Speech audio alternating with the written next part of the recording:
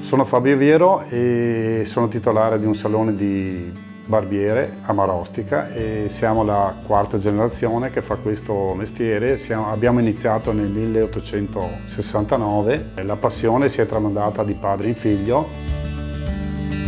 In questi ultimi tempi il mercato si è evoluto in maniera straordinaria e abbiamo iniziato a usare chiaramente, oltre alla nostra professionalità e artigianalità, l'uso dei servizi multimediali, e questo sicuramente ci ha dato una grossa mano negli ultimi tempi con i cambiamenti della moda, per cui molte barbe. Noi ci siamo trovati un po' favoriti in quanto avevamo una grossa tradizione soprattutto nel servizio di barbiere, e questo ci ha consentito di trovarci pronti nel momento in cui il mercato chiedeva questo tipo di servizi.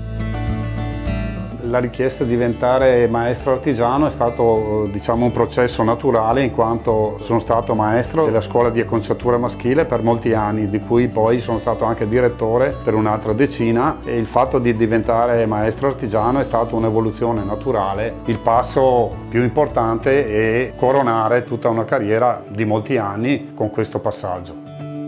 Sono socio praticamente da sempre, per cui ho passato i 40 anni di iscrizione a Confartigianato, mi appoggio a loro, ho fatto dei corsi con loro e ho anche tenuto dei corsi per loro. Diciamo che è sempre stato un po' uno scambio, un dare e avere con l'associazione.